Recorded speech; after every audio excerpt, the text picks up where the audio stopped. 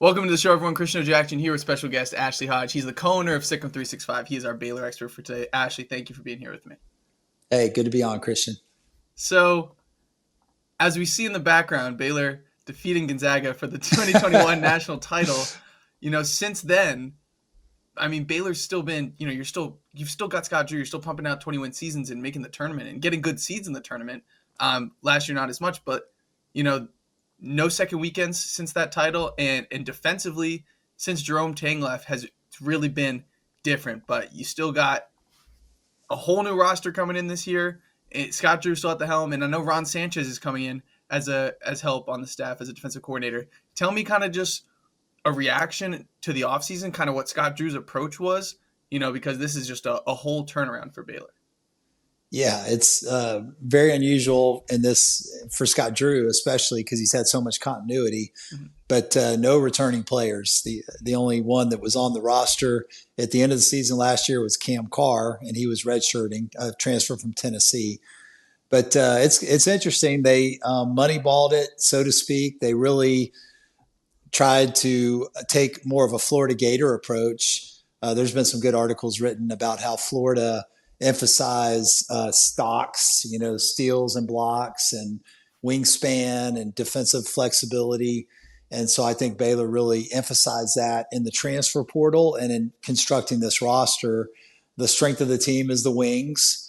You can win a lot of games if you have elite wings. The Oklahoma City Thunder proved that in the NBA. We'll see if it translates to college basketball. But they really invested in that position. They got some good guards, some decent big men as well, but they're really trying to hone in on what they think will make them successful. And Ron Sanchez was a really key addition.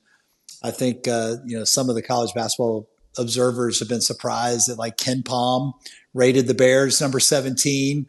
I think that's probably in large part to the consistency that Scott Drew's had on the offensive end and the expected bump that the Bears will have with Ron Sanchez and Jared Nunes manning the defense. So I think Baylor fans are optimistic. We'll see some improvement there, but time will tell. Quickly, I don't want to spend too much time on this, but quickly on Rob Wright. Last year, the whole season, I'm like, man, this guy's going to be so good next year. And for him to just get bribed with that massive payday to BYU, what was Scott Drew and the staff's reaction? Was there any? I assume it wasn't even possible to like really counter that, but just any thoughts on the Rob Wright situation? Yeah, you had a guy signed to a very competitive deal. He got money whipped late in the process. You're building the roster around him, and then BYU comes in and basically offers him double what Baylor was willing to pay him and had him under contract for. I'm not like he was terrific offensively. I don't want to ever say otherwise. He was really good with the ball in his hands. I think he would have been a Jalen Brunson type of player for Baylor, a guy that's going to stay 3 years probably because he's undersized. He has limitations defensively. He was a bit of a cone on defense. So I think Baylor, decided when he left that they were going to really focus more on the defensive end and try to get bigger at the guard position. So we'll see how it works.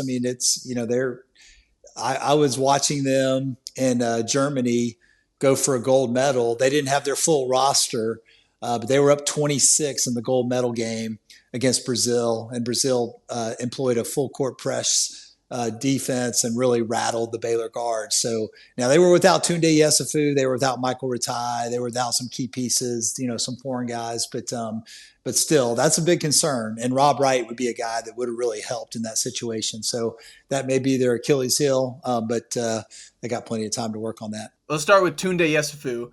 Yeah. From what I've seen of him, just looks like an absolute athletic freak. I can't believe I'm not like a high school expert. I'm just surprised from what I saw of him that he's not ranked even higher. He just looks like an absolute stud. What's it been like bringing him into Waco, and how's he doing? What are the expectations for him this year? Well, I've only seen him. I've seen him practice 5 or 6 times. I've seen the exhibition game against Grand Canyon. He didn't play in the World University game, so I didn't get to see him, for that. But I think his best skill is his motor. He's just a tremendous high motor guy. Kind of reminds me of Lou Dort, Marcus Smart, in that regard. I think he's a little more polished offensively than both of those guys. Maybe not as tenacious defensively, but I think he's a guy that can impact both sides of the ball. And, I think his aggressiveness will be his strength and probably his weakness as well. He might be prone to gamble and charge, although the block charge seems to be going, more towards the offensive player lately. But I think he's going to be terrific. I expect him to have a more of an impact on Baylor's winning and their success than VJ Edgecombe had last year. VJ is probably going to be a better pro. Just certainly, more athleticism, upside athleticism, but I think Tunde is going to be a better college player. Uh, that's a good question. He's certainly up there. I think Michael Ratai, he didn't play that well in the exhibition game, but he's just got, a full grown man skill set. I think they're going to initiate a lot of offense through him. He's like a point 0.4 type of player, and I think he's going to be a double machine. So you can make an argument for Ratai. Tunde's certainly got more upside than Ratai does, and you can also make an argument for other guys. Obi Agbem, I think, is going to be a terrific scorer for the Bears, and Cam Carr is a freak athlete, the best I've ever seen at Baylor.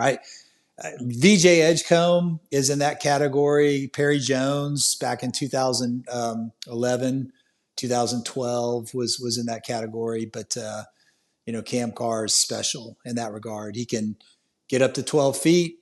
He's got a 7'2" wingspan. He can catch alley-oops in really awkward positions and finish them. He's got incredible speed. He's got, he's got the full package. I was shocked. I watched him play a bunch, and I didn't think he was going to be as high of an impact guy as he appears to be. He played terrific in the scrimmage against Grand Canyon. He was really good. Dan Skillings is another one who I think will be really good all around, but won't be as much of a scorer. He's going to be just, that defensive stopper, rebounder, assist guy, dirty work type guy. And he can score, but he's not. I don't expect him to be one of their top 3 scorers. I think that's probably going to be Ratai, Agbem, and Yesufu, and maybe Carr. Let's dig more into some of these guys. So Ratai, 3 years at Oregon State.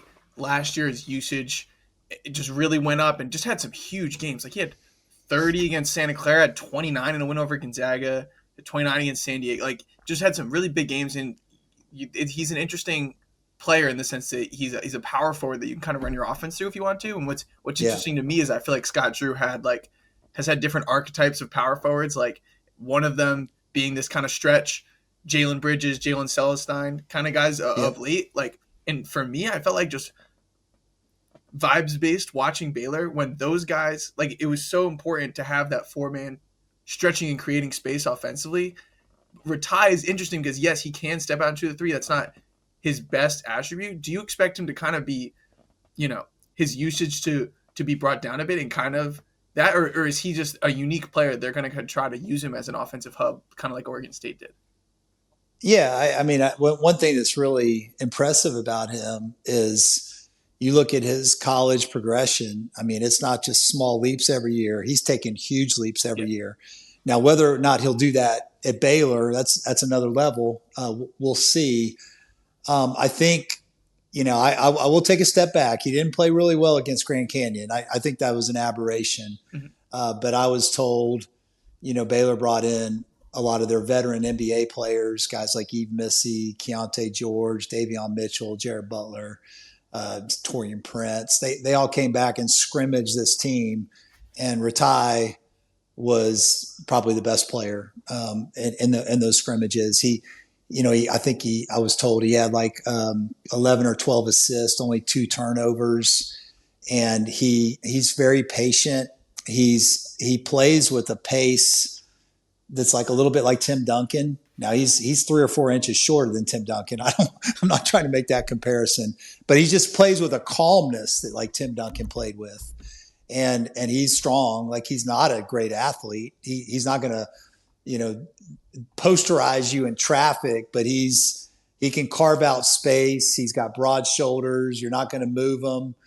Good defender, smart player, makes the extra pass. He gets double teamed. He's very patient, kicking out to a 3-point shooter or find the open man. So I think he's going to be really good. But it's a step up athletically. I may be wrong on this prediction, but I think because of what he did against teams like Gonzaga, Santa Clara, and certainly what he's done against the veterans, the NBA veterans that Baylor has. And I watched him play in Germany. He played for the German national team, and he was really good for them overseas in the World University game. So I'm high on him. I think he's going to be Baylor's most important player. Certainly going to be a key part of their half-court offense and distributing the basketball to their scorers. Let's talk about Obi. So he's brought in here to be your starting point guard. A JUCO kid goes to Wyoming last year, a bad Wyoming team that what was their record? They went 12-20 last year, but Yeah. super efficient from deep, hit 43% of his threes. What's he like as a guard? Do you think? I mean, Mountain West is a good league, but what does stepping up to the Big 12 mean for him? And is he the type of guy that you can run a lot of pick and roll with and can just create for others?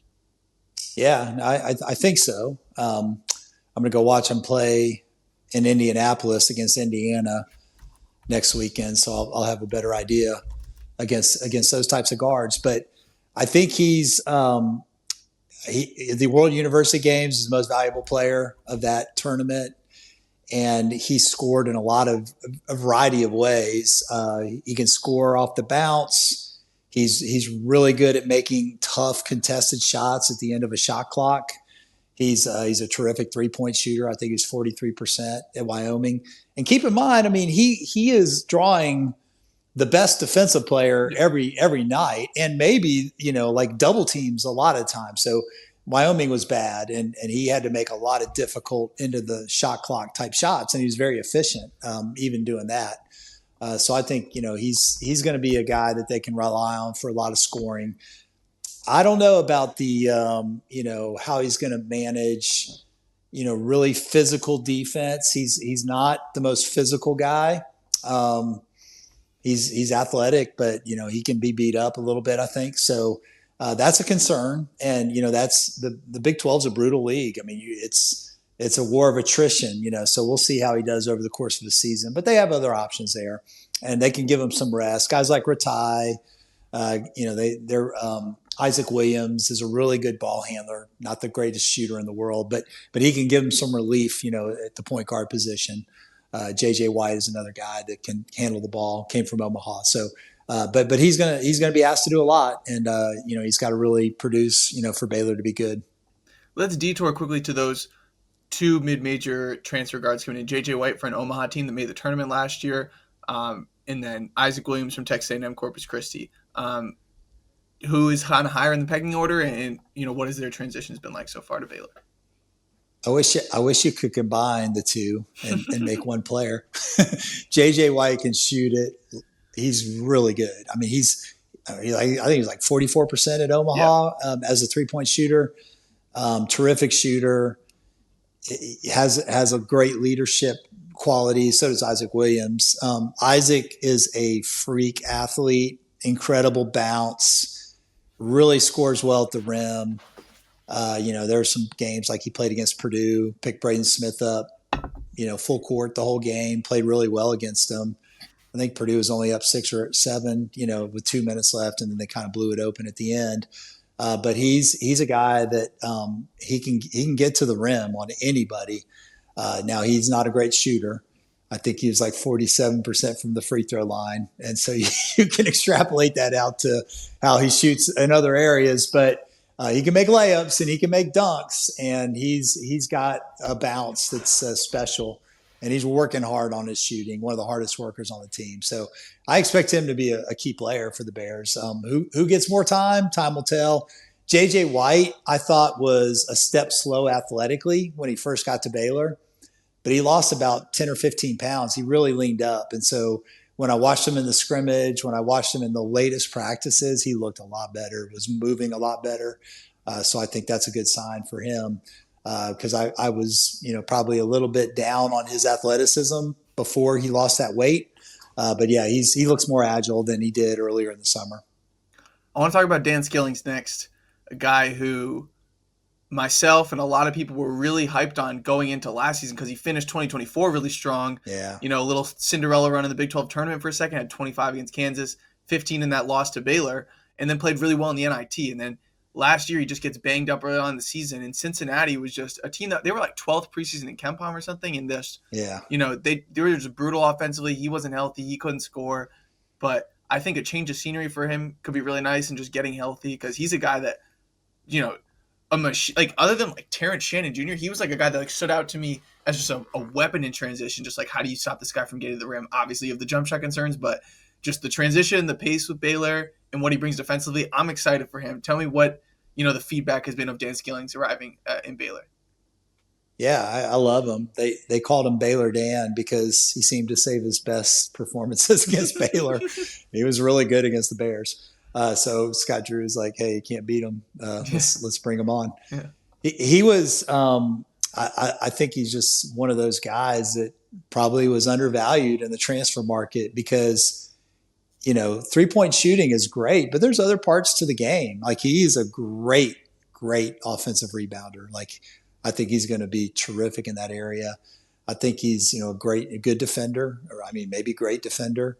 He's a great team guy. He can distribute it well.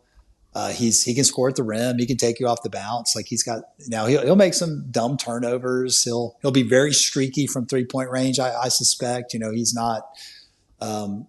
His shot's not as the most consistent thing you've ever seen. But I do think he's going to really be a huge plus for Baylor and one of their better players. Certainly, I would say he, Carr, Ratai, Agbem, Yesufu. Am I leaving anybody out? I think those are the five, that I would say are really going to be the guys that they count on in crunch time. It's the five they started against Grand Canyon. So I think those are the guys that they're going to really rely on this year. Let's talk about Jeslyn Bodo Bodo coming over from High Yeah. Point out of Cameroon. One of the best offensive rebounder in the nation last year. This dude is just huge. A good High Point team. The minutes, he played like big minutes in some games, but I think he ended the season like 21 minutes per game. So kind of wondering about that conditioning, but as a rim deterrent and as a rebounder, this guy is a freak. Is he ready for this jump up in competition? And do you expect him to be playing more than that 21 minutes game he's playing at High Point here? To be determined. He's been hurt. Like Jocelyn decided to get on an ATV early in the summer and broke his wrist. Oh god. And a 7-footer on an ATV is usually not a good idea. But he's got some nerve damage, and I don't know. I haven't watched him practice because of it. I haven't seen him play. I know what they thought they were going to get with him. Great pick setter, great rim roller, shot blocker. But he may not be a guy that's ready until January. He may not be ready at all. They may have to redshirt him this year. So what's their options? Caden Powell at Rice is a guy that I think is a great role player in Baylor's system. He's kind of a Flo Thamba, type big for Baylor. Does things really well. Not the most skilled athlete, but he's a tough kid. He's a local kid. He's smart. I think he's an engineering major. Just very exactly what Baylor needs at the center position. And then the other guy is Mayo Soyoye, who's a guy that they got late in the process. Villanova and Maryland were hard after him as well. And he's been a real surprise. Like he's a 6'10", bouncy, kind of what they think they're going to get from Bodo Bodo. He can dunk, he can block shots, he's active, he's physical. He's got a huge motor. So I think you may be looking at those two guys as your pure post, and then Ratai can play the post as well. They prefer to have Ratai at the 4, but he's strong enough to be a 5, small ball 5. So I think that's your plan as far as big men are concerned. Yeah, I completely missed the Bodo Bodo news. Well, yeah, most people don't know. Yeah, he's like I think it's just who knows. Like we're hoping he would be ready by the season, but it doesn't look like he will be. And the latest I heard was maybe January, or they might just decide to redshirt him and get him fully healthy for the next year. What's tough is, Ojuana gets hurt last year, and in Norchad Omier, who was used to playing small ball five at Yeah, Miami, like just has to do it, and that, just when you think about Baylor's defensive concerns, like now you have all these athletic wings, like you were saying, but you don't want to have to make Retai's not the same offensive player for making him guard fives in the Big 12, like, and yeah, now you're putting a lot on this freshman, but I think from what you're describing, it sounds like this Soyoye, am I saying that right? He sounds like he's yeah, a true X factor for this team. yeah. He is. I think he's going to surprise a lot of people. They were hoping to redshirt him, but I think he's been better than they expected. The other guy that they loved was Michael Perez, who came from Italy. He's on draft boards. He was on draft boards for next year. Really good prospect, 6'8" kid, but he got an ACL injury, so he's out as well. So I think they're, really. I mean, I think I like their rotation. I think they, got the guys that they need to win. The difference between last year and this year, in my opinion, VJ Edgecombe was a tremendous athlete. You had small guards, Jeremy Roach, who was a very big disappointment, Rob Wright, who was really good as a freshman, and then Jaden Nunn, who was also a smaller guard. But Jaden Nunn was great at what he did. Those three, that you've exchanged, some size there. You're going to be playing a wing where you were playing those guys together a lot last year. And then the wings themselves were just not very athletic outside of Edgecombe. You had Jalen Celestine, who wasn't a great athlete. Langston Love wasn't a great athlete, or he was hurt all the time. So he was dealing with injuries. So I think this year they've really just upgraded so much athletically with Skillings, Yesufu, and Carr that I think defensively they may look more like those Chris Beard Texas Tech teams that switch everything. Lots of 6'5" to 6'9" guys, that were hell on defense, and just because of their wings were so good, And you mentioned Terrence Shannon earlier. They had McCullough back before he transferred to Kansas. They just had a lot of those 6'5" to 6'8" guys that were interchangeable, and I think that's the recipe for Baylor to have success, especially on the defensive end. Yeah, and it also just makes me think of Houston or even OKC Thunder Yeah, of just valuing length and athleticism and versatility over just kind of pure size now. I think with right. this collection of athletes that Baylor, and just with the emphasis of defense, knowing the defense needs to be better, I'm confident that we're going to see a step there. Tell me more about Cam Carr. Didn't play much at Tennessee. Some extremely high praise from you on his athleticism. VJ's already dunking on people in the NBA. Like, there's been some crazy athletes at Baylor. For him to stand out to you like that, I'm really intrigued. Is it going to translate to production, though? How confident are you in Cam Carr here? Um, he was really good in the World University games. Like he stood out athletically. Now they're Brazil had some great athletes, and I'd say he was a cut above. He and Skillings were a cut above. Some of those athletes on Brazil, but you were playing teams like Lithuania. More skill than athleticism. So I don't know if that's a great test, but against Grand Canyon, who I think is a really good mid-major team with some good, some really good players, at least four really good players. He was tremendous. Like I think he scored like 20 points against them, and just did a lot of things athletically that you're like, wow. Um, he's a guy that's really stood out in practice. Like I go there and they're doing suicide drills, or well, whatever they call them now, running lines. And he's first every time. Like he's just like he's got a lot more speed than guys on that team, and then you got some fast guys, Skillings and Yesufu. Certainly are good athletes, but Carr is just a cut above. And just his ability to elevate, like, elevate on his jump shot, elevate at the rim. Maturity, I think, is the question mark. I think that was, what hurt him at Tennessee. Maybe the murmurs where he didn't handle not starting or not having a specific role as a freshman, didn't handle that well. Rick Barnes, He's changed a lot. He's probably a nicer version, but he's still hardcore defense first. And I think Cam can be a great defender, but I think maybe just maturity wasn't there. I think he's matured a lot this summer at Baylor. He's taken the coaching really well. I'm very high on him. Talked to an NBA scout that watched him practice the other day, and I was telling him about Carr, and he said, yeah, I got 3 Baylor guys in my top 60, which surprised me. He said Yesufu, Carr, and Ratai, he all has in the top 60 on his board. So, I mean, if that's true, then Baylor should be good. I mean, if you have 3 of the top 60 players, and at least from a draft potential standpoint, then you should have a good team. But we'll see how it translates. Any final thoughts on this team? Any flag plants? Any other nuggets from this summer? Actually, wait, before that, really quick, Andre Iguodala Jr., I feel like you would have mentioned him if there's something there, but yeah. is he a guy that could factor in here at all? I think he's going to redshirt. He needs to gain strength. They compare him to young Torian Prince. He can shoot. He's athletic.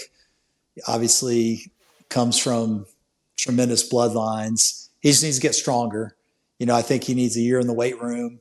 They really are like honing in on former NBA players' kids. They got Elijah Williams coming next year, Monty Williams' son. I think they think, hey, these are guys like, they know what it takes to get. They're not looking for the short term buck.